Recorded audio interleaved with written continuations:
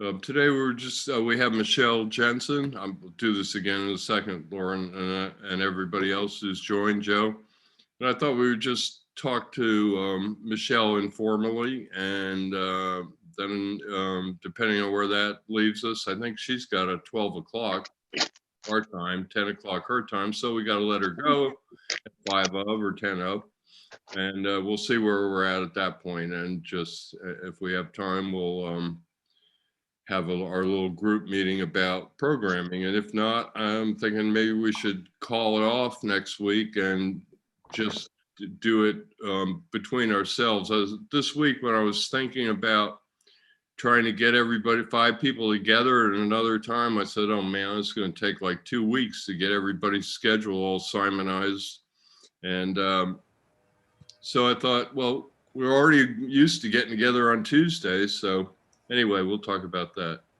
Hey, Scott, can you hear us?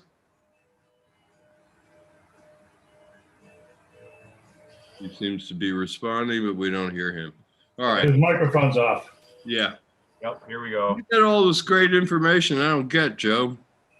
I have to depend on you. I don't have anything that says his microphone's off. Anyway, hi, Scott. Hi, Rob. Welcome, Scott. Welcome, Scott. So I'm going to start the meeting and maybe we'll go around and introduce ourselves. And for those of us that are here every week, you can make a really quick, short one just so people know who the heck we are. So I'll get quiet and I'll start it. All right, welcome everybody to the Stroke Buddies support group meeting. And we have these every Tuesday. You can welcome to join us here on Zoom. I also post them on my YouTube channel a few days or sometimes as much as a week later, so you can always watch them. I think a lot of people are afraid to come to the Zoom meetings because they're afraid that they're going to have to appear on camera and talk, and neither one of those are true. We get people who put up their name in text instead of their picture, and I don't pick on anybody that doesn't want to talk. So come on and join us either way, or follow it on YouTube. Today, we're lucky enough to have Michelle Jensen from Stroke Sweat Squad with us. Michelle's a friend. I've known her for, I don't know, a year or two now. I guess I found her group first, and then I started noticing some of the videos that she posted. It's well more than a year because I did your January challenge 18 months ago. Yes, that's right. The seated ab challenge. Right, the abs. She had a great 30 video series on abs work, core workout that you could do in your wheelchair. And that got my attention because I think that there's a lot of those stroke recovery videos that I see, and mine too, are guilty of this. They start at a higher level than some stroke survivors are at. And I have a couple that I coach or mentor who are in wheelchairs. And so when I saw Michelle's series, I recommended it to them. And I get a number of comments about, your videos are great, but could you start a little further back? I'm having trouble doing, I'm not to that point yet. So I'm going to shoot some core work on mats and a number of other things. Anyway, the point was introducing Michelle. And at that point, I became aware of her YouTube channel. And somewhere along the line, I figured out that she's one of us, what we call in this group, pay it forward people. And she tries to help other stroke survivors because of her ordeal, because we all have an ordeal. So I'm comfortable using that word. And Michelle is also a fitness coach and a stroke coach, in addition to being a group owner and having her own YouTube channel and putting out what I find to be very useful videos. So without further ado, let's go around real quick and we'll end up with you, Michelle, and you can tell us a little bit about your stroke, your story, your biggest challenge, that kind of thing. People will have questions. We'll just take it from there. So my name is Ralph Preston, and I have a group called Stroke Buddies, and I have a YouTube channel called Ralph Preston Video, all one word, where I make videos on things that I did to get better. And I am also a pay it forward person, so I am here to help other stroke survivors. My one sentence line on this is, I'm trying to be the person that I wish I could have talked to right after my stroke, because there wasn't anybody. So, Winnie, why don't you give us a quick intro of yourself? Her microphone's also off. Your microphone's off.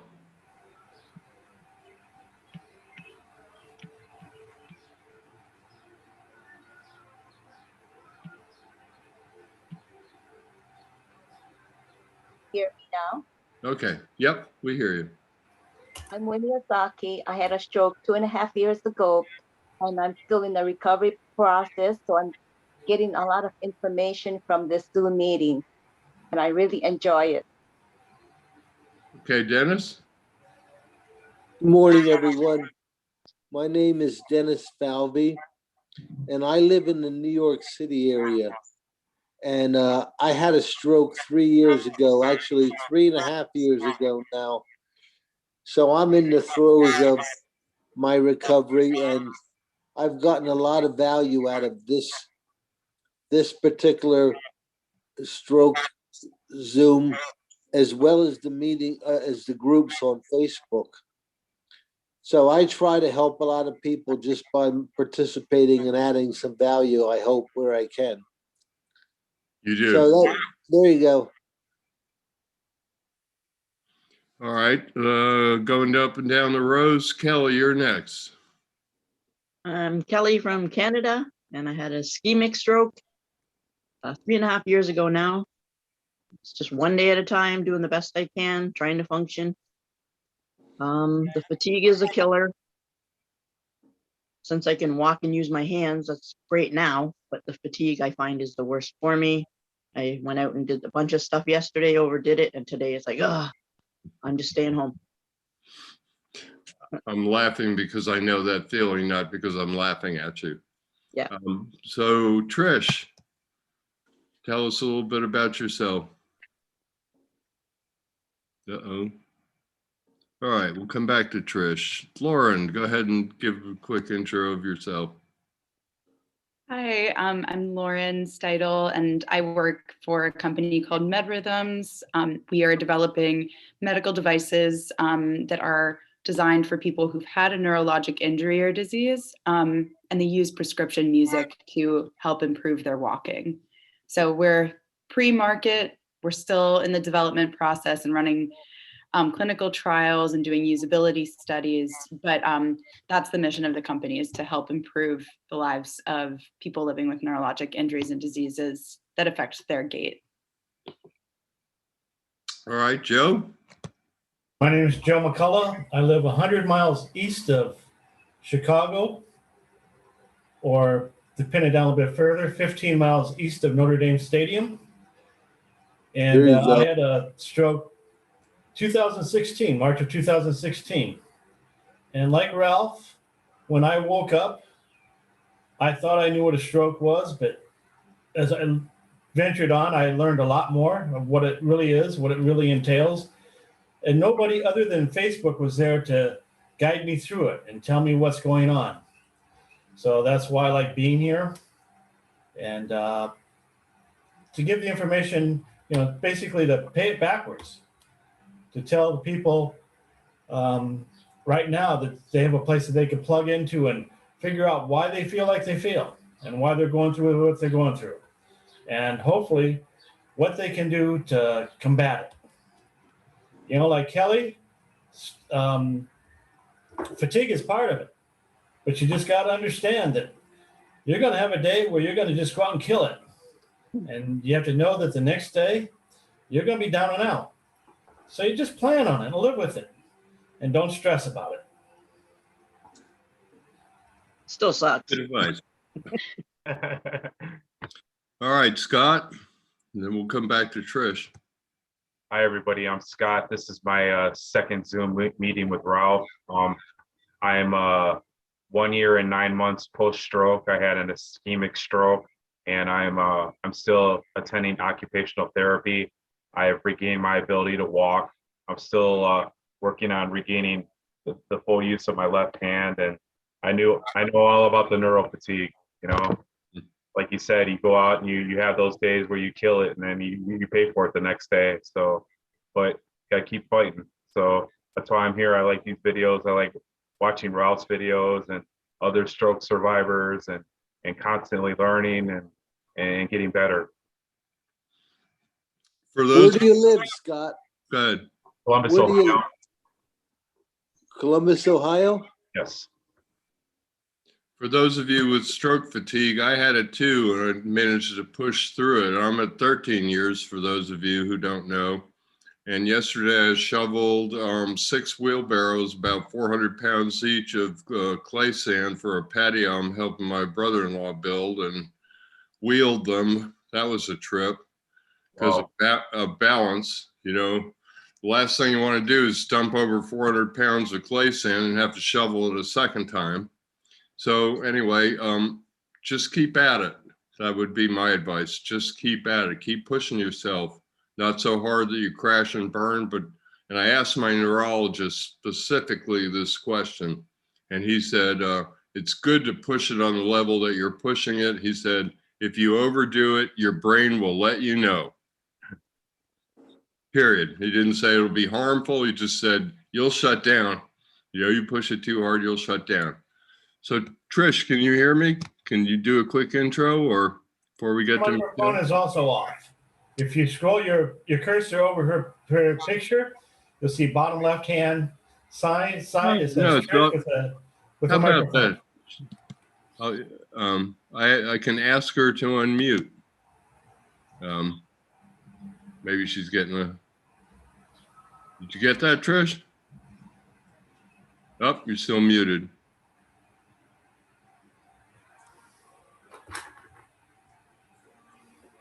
Okay. COVID-19 pandemic. Okay. So give us a quick intro, Trish, and then we'll go to Michelle. Hi, I'm Trish, and I had my stroke 3.5 years ago, 3/3/18, and they said I'd never walk again, and I walk 3 miles a day, so that's it. I don't know what else to say. There you go. Never Okay. say never. Yeah. Right. Well, I know you say that whenever I have you introduce yourself, but I think it's important because you never know if somebody's watching this one who's not watched any others or whatever, then I think that gives them, you know, some hope, you know, because a lot of us got told, I got told I might get stuck in a wheelchair for the rest of my life. And when I heard that, I said, the heck I'm going to. Yeah, that's what I was like. And then they always tell you, they told me, you know, the 6 month thing, 6 months to a year. That is so much crap. It is Because I'm still every day getting better. Every single day I get better and better. Well, and I've done things like taking on a task, like throwing a tennis ball at 11 years out. And in a month, I was throwing it twice as far. So neuroplasticity doesn't go away. I do encourage people to get on it right away after their stroke, because there is some truth to 6 months or 18 months, you have more neuroplasticity.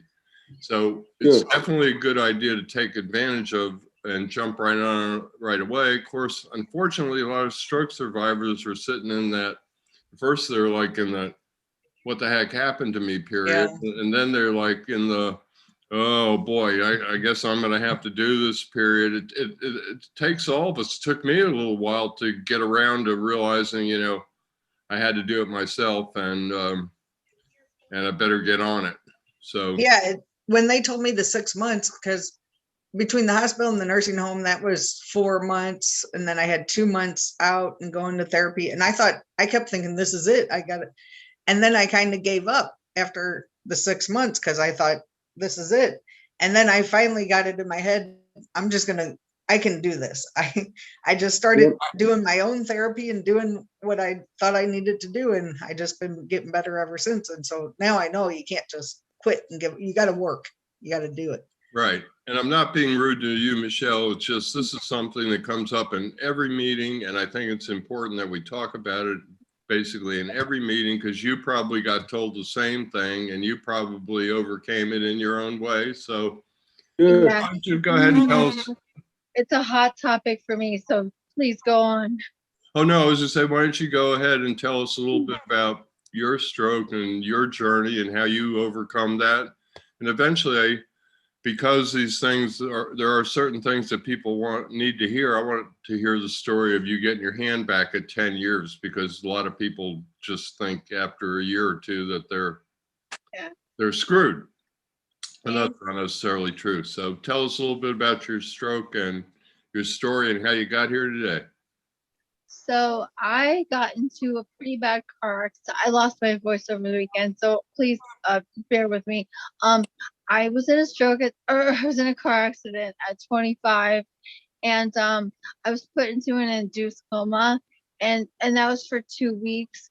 And during that 2-week period, I had a stroke, and so it was just a blood clot that traveled, and so that is how I lost the left side. Now I had a ton of other injuries, and I feel like now that my stroke was secondary to everything else. And I went from the ICU for a couple months to a regular hospital room to a nursing home at 25. And the nursing home wasn't really like a rehab hospital. It was like a legit nursing home. And so I couldn't even walk because I broke both femurs also. So I couldn't walk until 6 months after. So I learned to walk at the nursing home. And the only occupational therapy I received at the nursing home was the guy filled up a bucket of water and asked me to put my left hand in and then tell him whether it was hot or cold. And I said cold because my hand just basically always cold, and it was hot. So that was it. We stopped right there. And I was never told. I mean, when I left the nursing home, I did go to some outpatient OT, but it was like the minimum. I mean, I made no progress. She saw nothing. I will say that I was just not into it. I was super depressed, and I just kind of I didn't live, like I just existed. I just was taking it day by day, but not in the good way that you can take it one day at a time. And so I let OT run out. Speech therapy did help me swallow, so I did get to eat about 10 months post. I hadn't eaten since then, and so I fast forward a little bit. I started working out. I started following some people online, and they were fitness trainers, and they were working out, and I was trying to do what they were doing. And so that was about 4 years out. And after that, I kind of started wondering, like, well, why isn't there somebody who has modifications for me? And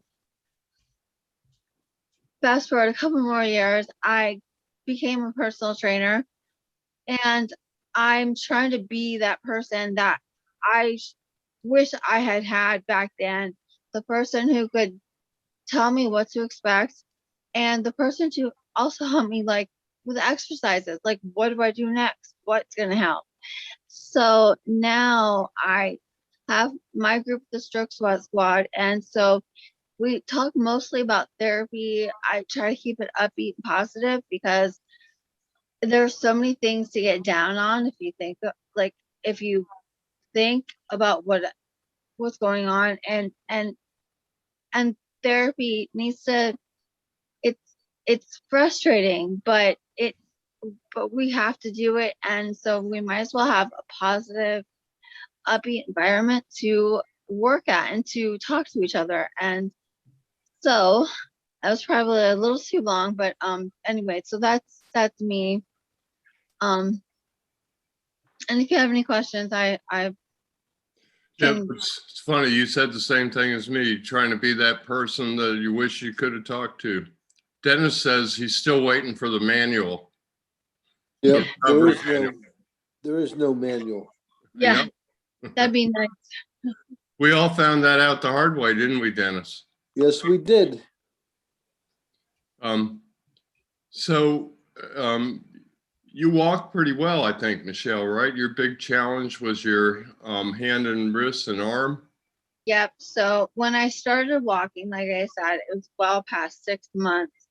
And so I guess by then, I don't have very good memory from that time, like time wise exactly. But when I started walking, I think that both legs worked pretty good. The only thing I really dealt with outside of OT and the nursing home was like my left foot kind of lagged a little bit. So it takes thinking about it, like pushing off the big toe to keep up. And I think I got it pretty good now, slight limp, but yeah. So my big thing is my hand and my wrist. And I went back to OT at 9+ years, believe it or not. And my neurologist who sees me for seizures, I was like, can you please get me to occupational therapy? She said, of course. And so I got in and I did that for about a year. And then my occupational therapist was pregnant, so she gave birth. And so I took some time off. And then I went back.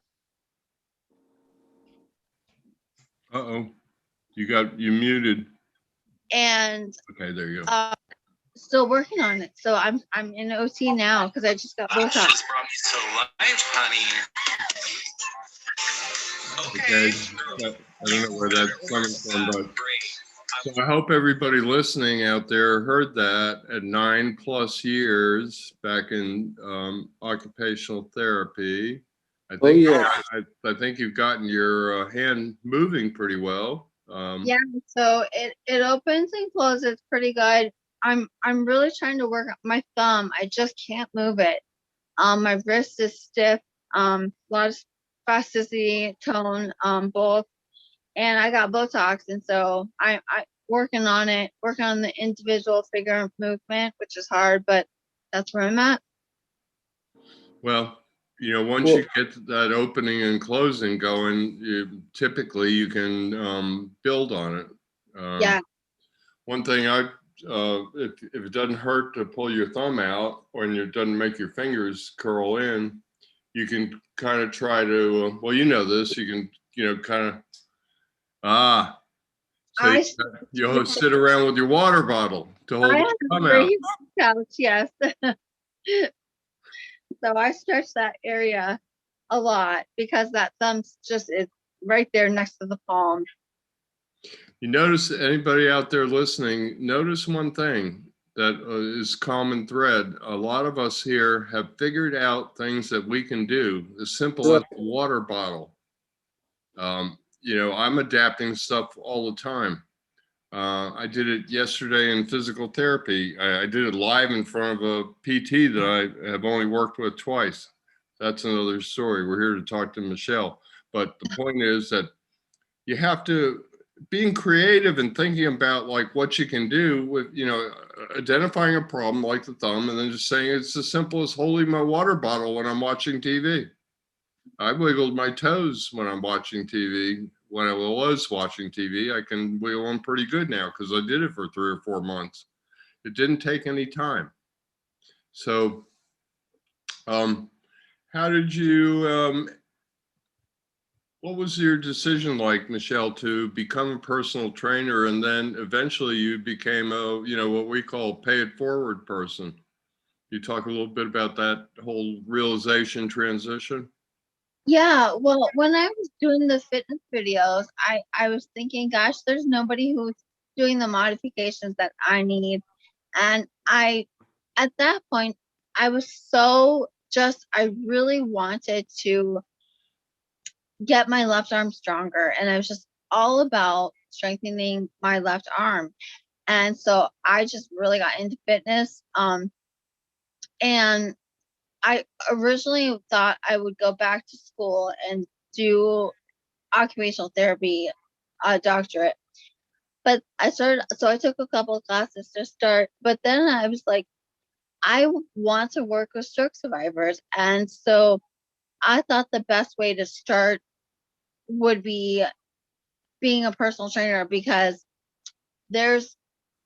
once you leave occupational therapy or physical therapy, you're not necessarily like completely where you need to be all the time. And I thought that it could be a next step, because it really is a great next step. But I also went further and I did a specialist in exercise therapy. And that really is like bridging the gap between PT and home. And well, I mean, you can be home and do that, but it's just a good middle step. And so I'm just trying to be the person that I wished was there to show me the modifications, so guide me in the exercises that will help whatever area I'm working on. And so that was my wanting to be work with stroke survivors. It just I just want to help the person who was me 12 years ago. Hey, Michelle, where do you platform this Stroke Sweat Squad? Oh, so the Stroke Sweat Squad is a group on Facebook, and you know what? In a minute I'll grab the link and I'll post that as well in the chat. I did post my YouTube channel. It's called Stroke Pursuit. It's kind of hard to say, but it's like Stroke Recovery Pursuit. It's just kind of I kind of run the words together, and it's kind of came out, and so that's what I call the channel. And I do videos. I haven't done one in a little while, but I've got some in the works, and it's all exercise ideas. It's my progress, what I'm doing now, what's helping me now, and I will tackle any questions that get brought up and try to help with exercise ideas. Dennis and Michelle, I posted both the link to the group and to your YouTube channel right underneath the invite in Stroke Buddies. Yeah, In your group, Michelle. Okay. And in Young Stroke Survivors Support Group, where I also invited people to come. So, because I typically do that because if people are bound to ask. So you can circle back to any one of those groups and you'll find it. In your group, I didn't use your last name because I figured everybody knew who you were. I modified the text a little bit, but once I'd written something, I just copied and pasted it and put the links to your Facebook group and your YouTube channel. Okay, cool, great, thank you. Yeah. Thank you. I would advise becoming a member of Stroke Sweat Squad. Michelle does it in coordination with another stroke survivor, John Loomis, who is not here today. We should have invited John, shouldn't we? I did tell John I was going to be in your group, but he works until 11:30. Well, till 11, so it would have been hard. He would have been late, but I should text him, tell him to get here. But John's, the only reason I'm mentioning it is he's another person who is an adapter like you and me and like anybody out there. I think you really need to learn how to pay attention to your body and adapt things that you can't do to what you can do. Yep. And learn parts of it. And build on what you can do. Start with what you can do. That, like you said, start with the fingers opening and then work on the next thing that's starting to move that you notice or feel. Right. Some people get their hand open and their pinky lags. So, they got to work. Now, pinky's a tough one because the muscles that control it also control your index finger. So it's really hard to move them separately. See that? When I move my pinky down, the other one wants to come because they only have one tendon. All your other fingers have two sets have their own set of tendons, and the last two don't. They share one. So that's why it's hard to move your pinky down without moving your ring finger down.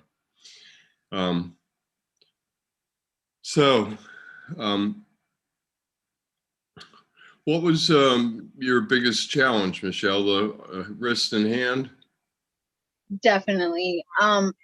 I dealt with a lot of fatigue in the beginning, but like I said, I had so many other injuries that and being in the hospital for almost a year, including the nursing home, I slept a lot. I mean, just I slept days away. I can't even think how many days I just slept. And so my brain was healing, my body was healing, and the sleep is when your body and brain do that. So I'm okay with the rest I took.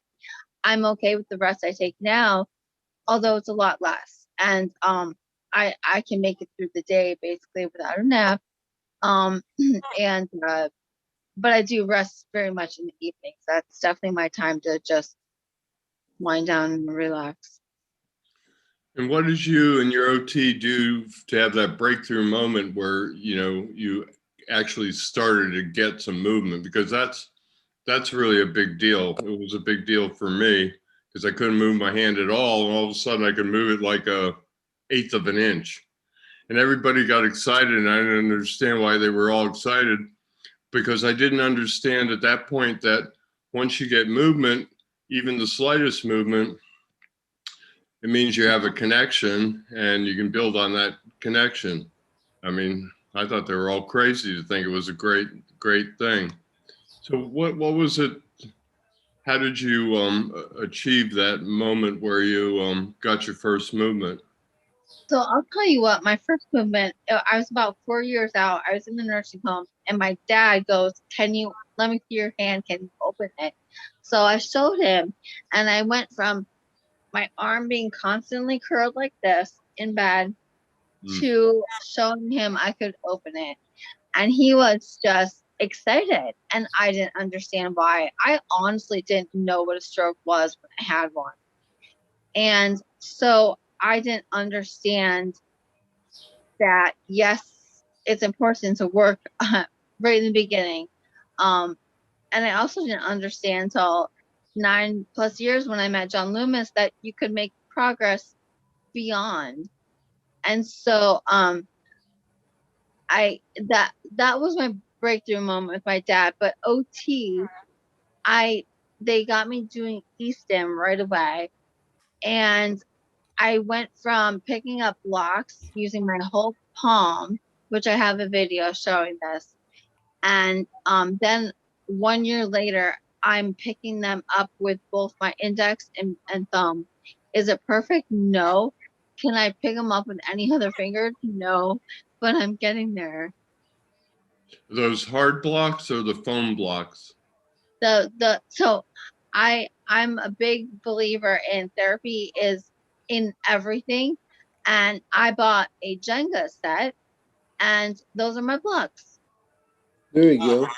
Yeah, we also, well, I think a lot of people who get better also believe that therapy is everywhere, and they integrate therapy into their lives. And there are many, many, many, many things that you can use. I have a $20 pegboard set. When I bought it, I said, "Oh, look, the 100 wooden pickup sticks that I looked at for $10 or $6 on sale." So I got them. Pickup sticks. I mean, we used to play it when we were a kid. It's not so easy, by the way, with an affected hand. Whoa, that's like at the high end of the list. Dollar Tree and Hobby Lobby are your friend too. I got my Jenga set and a few other things I use. I have a video that shows my Dollar Tree haul. So that's a great place to get therapy. Well, and my wife broke her wrist, and they gave her a set of foam blocks to pick up. You pick up as many as you can. You keep picking them up. It's to learn that, continually grabbing and bringing things in. It's, once you get to your hand moving, you want to be able to bring in lots of things. You also want to take something that's in your hand and reorient it back out to your fingertips so you can place it somewhere. That's a real tricky skill to master too, because it involves lots of different muscles. So I used to take like a Bic lighter and a pen, and I would spin them between my fingers. I Yeah. wouldn't call it spinning because it sometimes took me 30 seconds just to turn it around like one thing. In the beginning, it'd take me 5 or 10 minutes just to run it down one side of my hand, and then I would try and run it back. But as I did it, I got better at it. The point is that everybody's got a Bic lighter or a Bic pen. No, I'm not trying to advertise Bic, but I did grow up in Connecticut, right near their headquarters. So the point is, so with my wife, I said, was it real squishy foam or hard foam? She said, oh, real squishy. Well, I got a lot of different kinds of foam because I ship stuff. I'm in the video business, and sometimes I have to pack up stuff. And so I went and found some real squishy foam, and I cut 24 blocks. Well, she said they were about an inch. Mine they weren't all square and perfect, but guess what? The point is to pick up all 24 of them in one hand by holding on to something in your hand and keeping adding things and crushing them. So they worked just fine. They didn't have to be pretty. And the point here again is that therapy is all around you. And the people that all of us see getting better mostly do it at home. Yeah, you can use your PT and your OT for homework and for learning things and stuff. But I'm sure, Michelle, you feel the same way, that 2 45-minute sessions a week you might get better eventually, but it's going to take a long time. The more time you put in, the better off you are. It's not enough. All the research shows that stroke survivors make progress when it's consistent, and when you're getting, the numbers say 400 to 600 reps per day. That's a lot, but if you're into everyday life, you're gonna get the reps. And then those 2 45-minute sessions a week with your OT is not going. Usually that provides about 60 reps. So it's a start, but definitely not the end.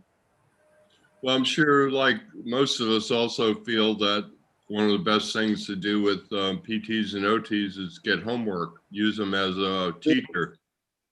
As I often say, your physical therapist or your occupational therapist is like your coach or like your piano teacher. You have to practice on your own to get better. They just give you the fundamentals of what to do, and then you have to take it from there. I used to like to play the air piano when I was trying to get my finger movement back together, especially the left-right hand coordination, because that's what your cerebellum does. I played the air piano a lot. At first, I was trying to squeeze a ball, but I've learned that that's not so good. Just movement is all you need. Start off with movement.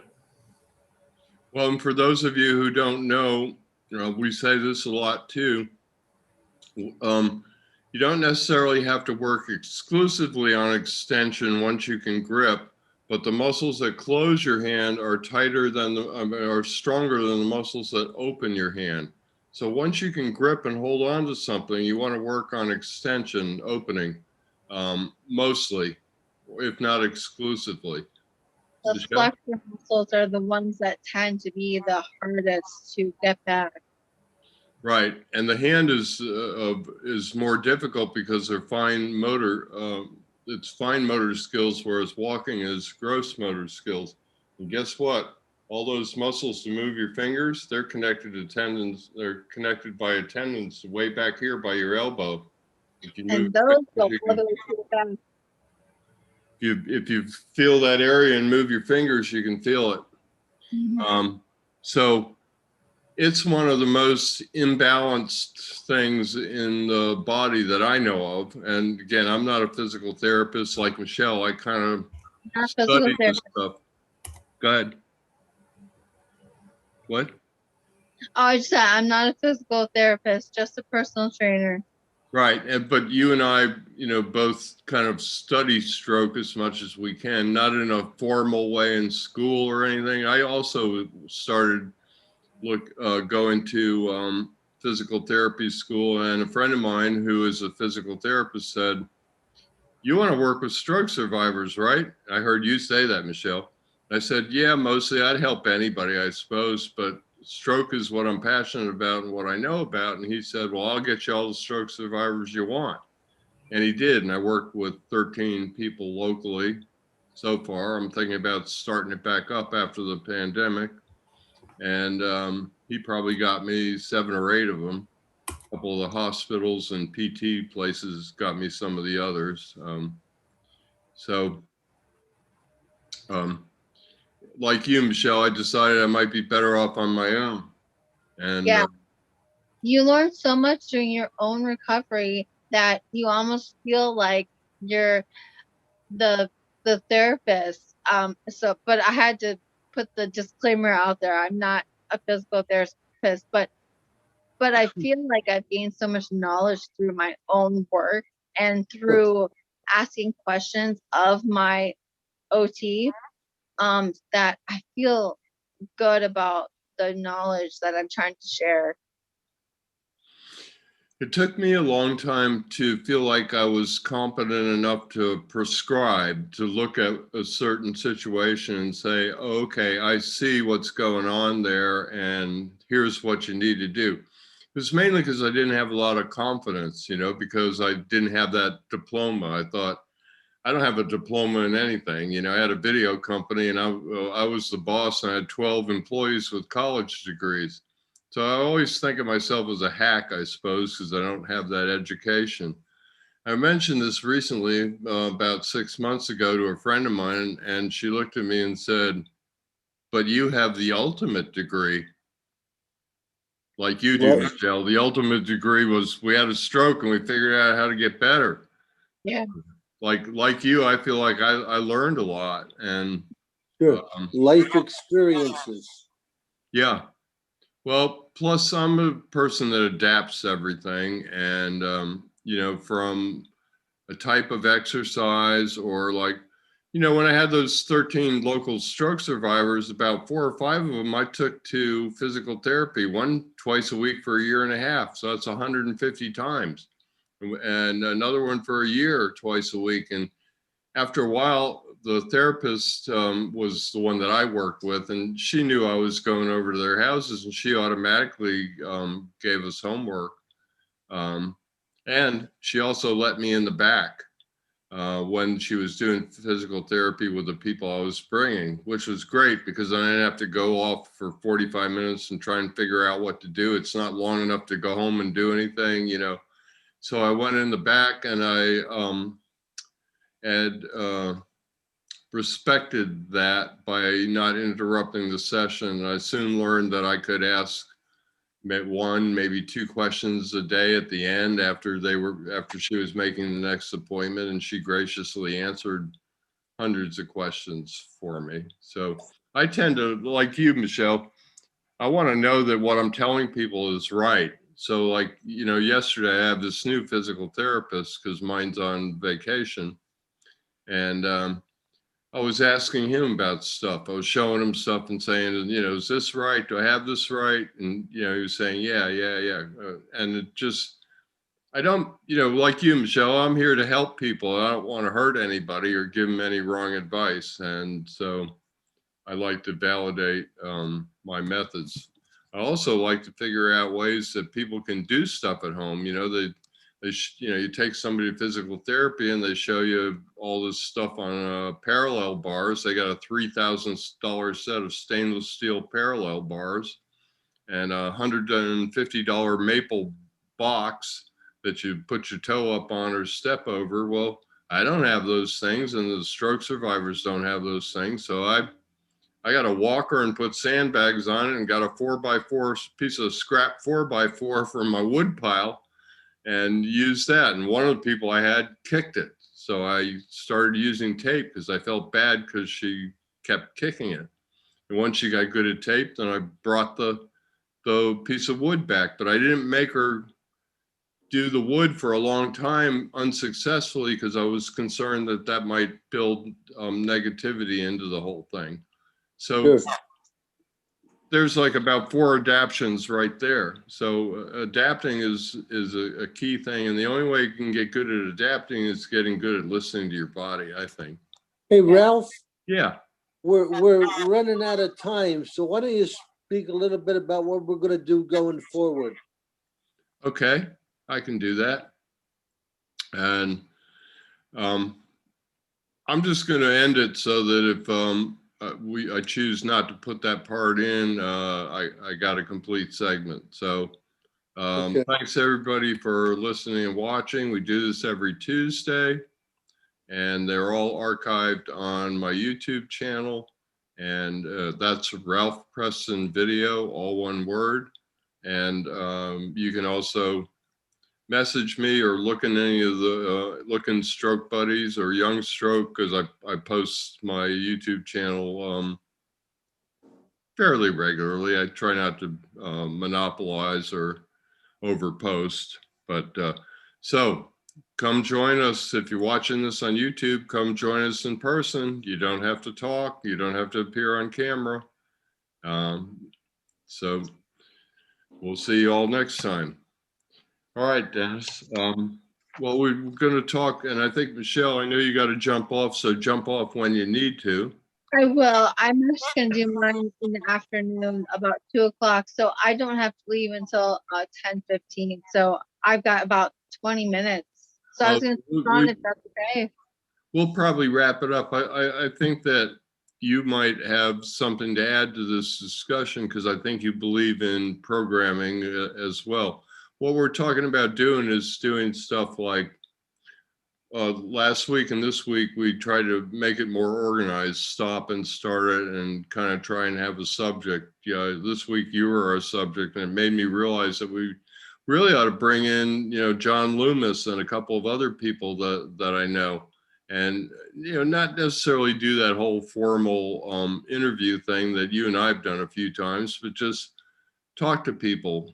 Because those are all the ones I've done have been like one-on-one as opposed to having 9 people in the meeting. And It's nice to be able to ask questions or ask if I was to ask questions during John's, or something like that. Anybody can speak up and ask questions, and that's where the knowledge gets shared.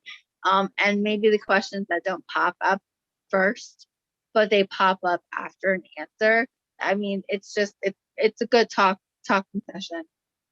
yeah, you mentioned that to me in Messenger that, and I agree that sometimes when you have other people involved in an informal discussion, all kinds of things come up that might not normally, and that's a good thing. So on that light, we'll get back to programming in just a sec. Scott or Kelly or Winnie or Trish, Joe, anybody got any questions for Michelle? And we'll let her answer them. And if not, then we'll start talking about programming again. I was going to ask Michelle about Botox because I just recently got that. This Thursday will be 2 weeks since my injections that I first got, and Cool. I'm on our page and I see that you have a segment. It says Botox after stroke. I plan on checking that out. Yeah. Where'd you get the Botox? At OSU, where I get my therapy, Ohio State University. Oh wow, so do they have like a rehab hospital kind of thing? Yes, Therapy? Okay, cool. exactly. That's great. Yeah, I went did to Dr. Pease. He's a pretty well-known physical medicine doctor in Columbus. Cool. I get good treatment out there. It's top of the line in the state. It sounds great. Yeah, it's awesome you got in there. Did you do hand or foot? Hand. He did like 5 injections. I only felt 2 of them. They were just, I was terrified. I'm terrified of needles like most people. And he was just, doing his thing. Like I had my head turned when he was injecting me, and I only felt like 2 of them. Yeah. So it's pretty I'm painless. like, "Is it out?" And he's like, "Oh, it's been out," and so but it's not too bad, is it? No. Scott, I would tell you, this is Dennis. I mean, Botox is hit or miss for certain people. Yeah, I had multiple series of injections, and it never did much for me as far as tone or spasticity. You know, So can but I ask a but question of both of you? Sorry, yeah, go ahead, Dennis. I want you I was to just finish. going to say, but the next person, it may help tremendously. So Yeah. it really depends on everyone's condition. We're all different. Yeah, everybody's Yeah. at the spot. But I have a question. What did you do, Dennis, after the Botox? And I'm sorry, I missed Scott. the Scott. And Scott, what are you doing now after the Botox? like I said earlier, I'm still in occupational therapy, so you know she encourages me to do a lot of stretching. I'm doing a lot of hand exercises, a lot of finger exercises, and That's good. How about Easton? yeah, I do e-stem. I have a Bioness. Yeah, I'm actually participating in a test study. It's through a company called Battelle at the end of the month. They're on campus in Columbus. So I'm trying to be the Michael J. Fox of the stroking. You know, I wanna try the stroke studies. I want to be the guinea pig. So I love that. Some of us have to be, but it's going to benefit you really. yeah. I had Botox. I've been getting it for 3 years now, 2.5 years, whatever. And my arm used to be stuck like up like this, and now it pretty much hangs like normal. It's normal. I mean, Botox has helped me a lot. One takeaway for people who don't know much about Botox is that it reduces, in most people, reduces spasticity. A lot of people think it's like a magic bullet and they don't do their exercises. You're not going Right. to get anything out of Botox. I'm going to repeat that. You're not going to get anything out of Botox if you don't do your stretching and your exercises, and if you know how to do e-stem, because what you want to do is you want to get some movement back, and you want to keep 75% of that movement. That's an arbitrary number I'm picking before the Botox wears off and they have to inject you again. Yeah. One other thing I'm going to say for other people who might be listening is I've seen probably 20 times the post about I've had Botox in my arm, and now they're talking about giving it to me in my hand, and people are terrified it's going to hurt. Scott said he only felt 2. I videotaped 3 people, all 3 getting it in their hand. I didn't see anybody scream. People don't like needles, and they're afraid that, I guess because the hand is kind of bony and tendony, that it's going to hurt a lot. And I'm hearing from Scott and other people that it didn't hurt. Did it hurt you, Michelle? Did it hurt you, Dennis? I didn't feel. No, and I had a whole lot of injections everywhere, and it was done by a neurologist, so he knew what he was doing. And the system he used, there was actually a little microphone on the end of the needle that helps them find the muscle. Yeah. Yeah, I had that. Yep.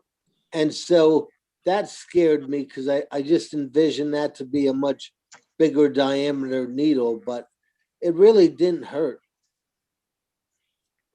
But what I would tell you, Ralph, if I may, for anyone considering it, is to make sure your doctor gets pre-approval from your insurance company, because it is very, very expensive.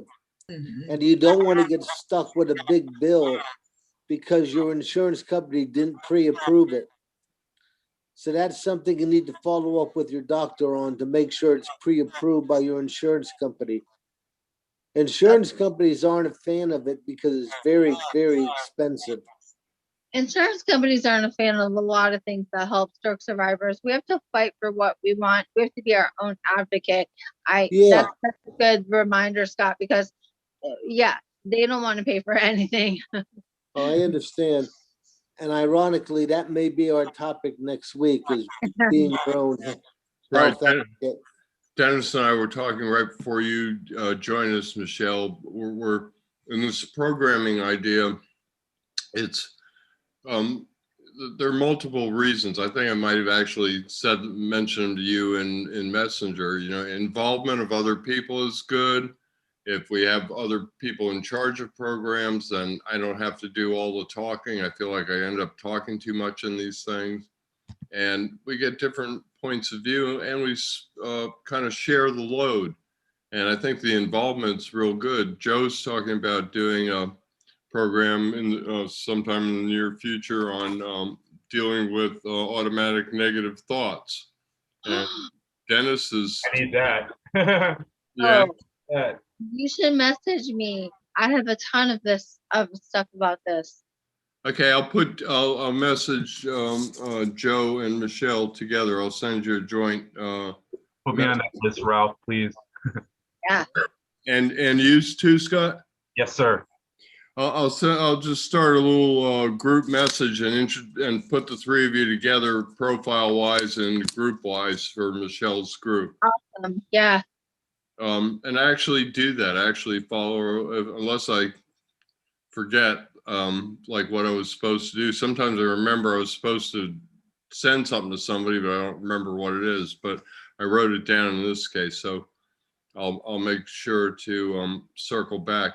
And Dennis was talking about, he wants to do one on being your own best health advocate. And that would include, you know, I would assume, Dennis, your primary care, your neurologist, your physical therapist, Yes, the whole medical community, because you have to advocate for yourself with all of them, all of them.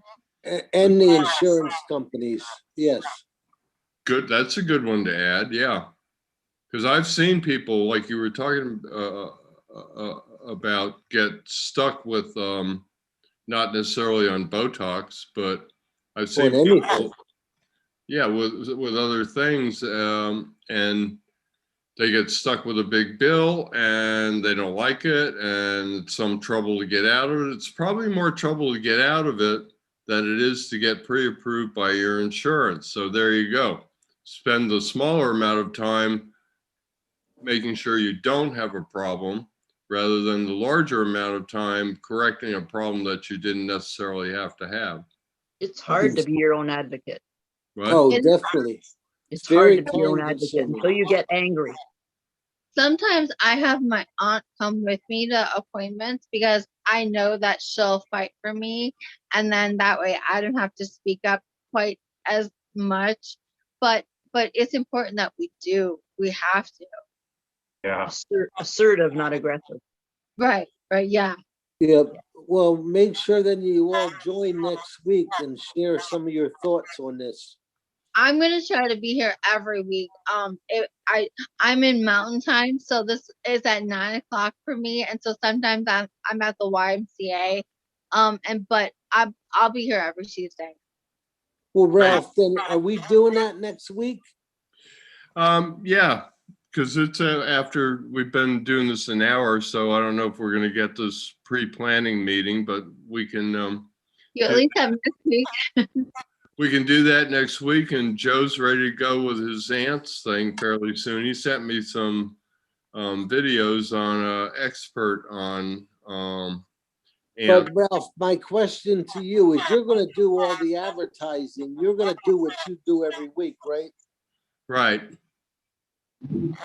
All right, so you're gonna, I'm gonna, you said you could do it next week. I'm gonna take you at your word, and I'm gonna advertise yeah, yours next week. And if Joe wants to do his the following week, I'll start advertising that. I think it would be really good to have 3, 4, 5 meetings, you know, planned in advance, what they're going to be, so that people can say, oh, it's 3 weeks. I really want to see that one live. And so they have some time to plan so that they're free on that particular Tuesday.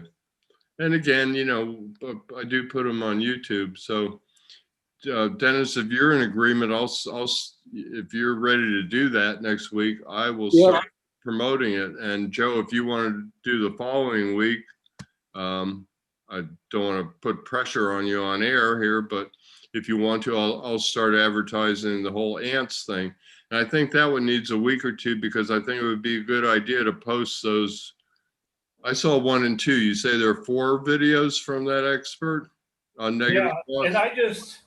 I just sent a link through I saw- chat here on Dr. Ahman. Michelle, do you know who he is? So the name sounds familiar. I would have to see a face to know for sure. But I saw the link and I will check it out. Well, I spent that also for Scott because I know he really wanted to watch it. Yeah, I'm looking at it right now. You jumped all over it, just like the subject. You said, "Oh, we need that. We need that." Yeah, and I feel your pain because I went through that for a while, dealing with those.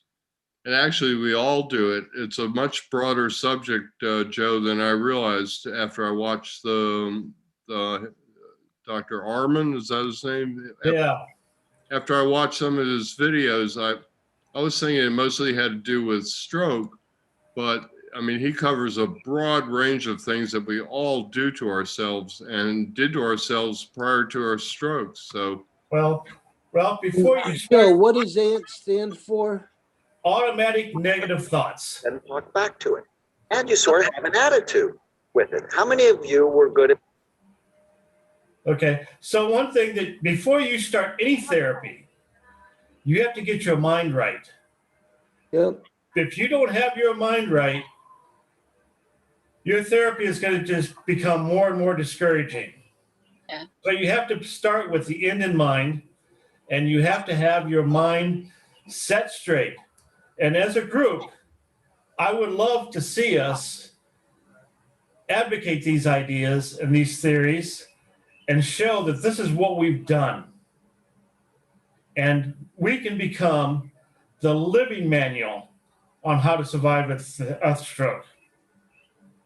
I love that, Joe. I'm right with you. I was thinking about doing a little course or something on surviving a stroke, kind of. And my first thing is a positive mindset. You have to get your mindset right so you're ready to accept the therapy. otherwise, you can be sitting in the corner having a pity party. Well, Otherwise, it would be me 12 years ago. Yeah.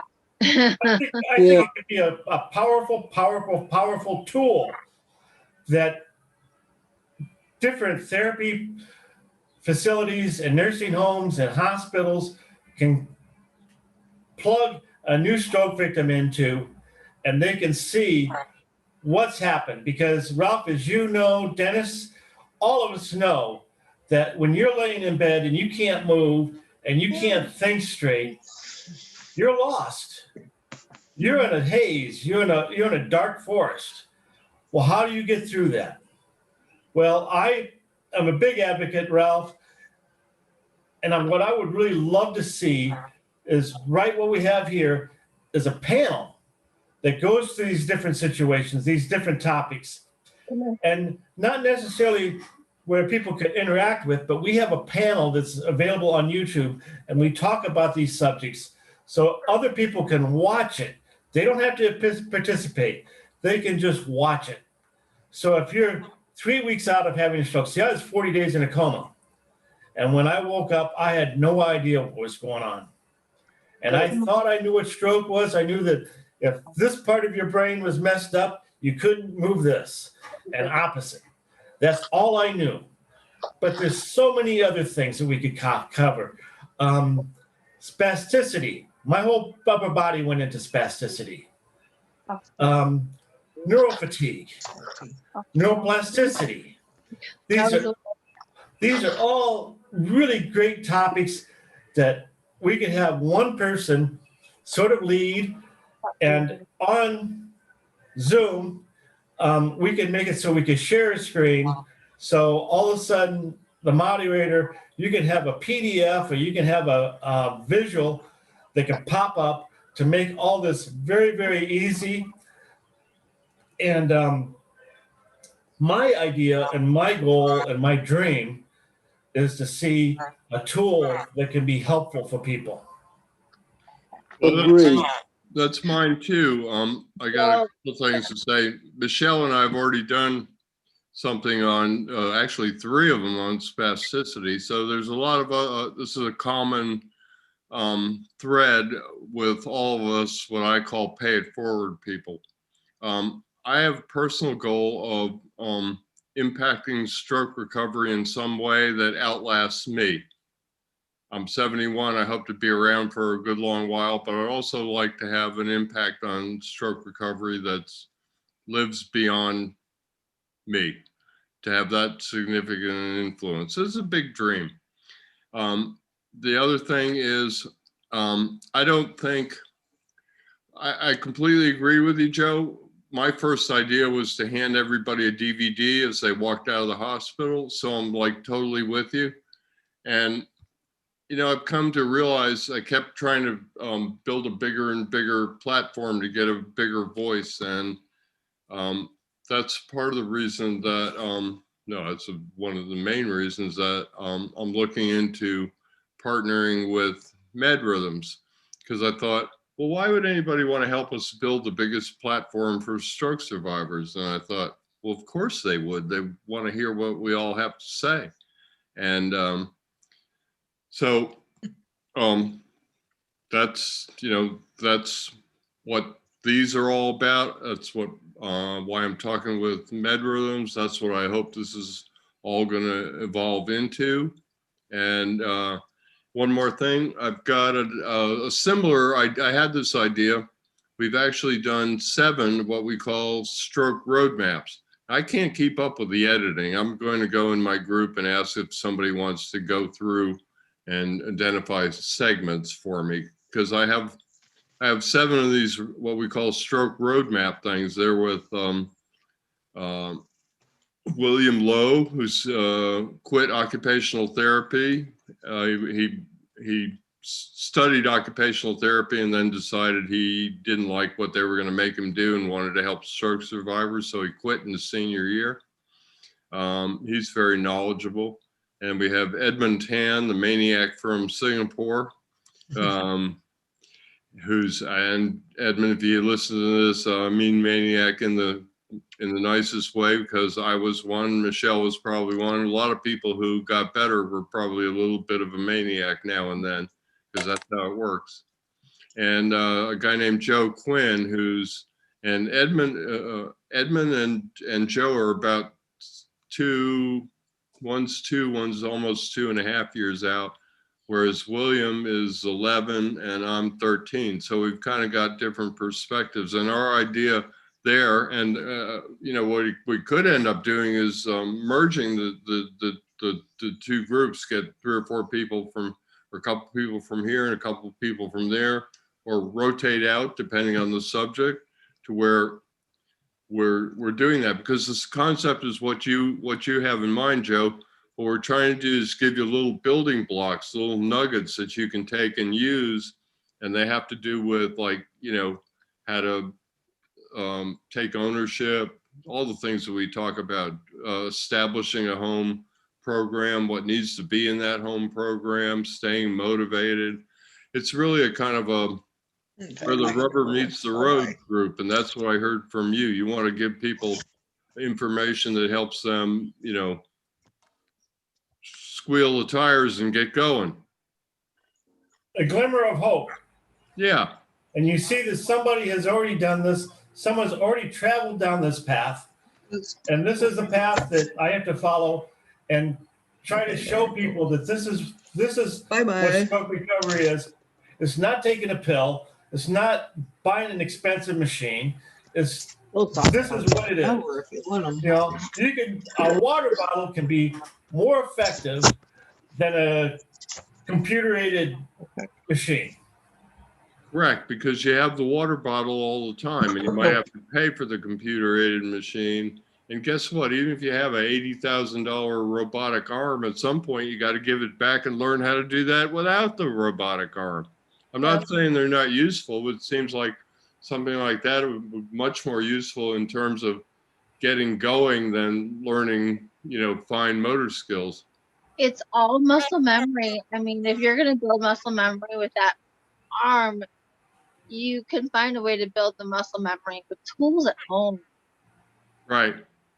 But Yeah, I'm gonna hop off. I enjoyed this meeting so much. I just have to tell you guys, and I enjoyed meeting everybody and learning everybody's story, the little nuggets we heard.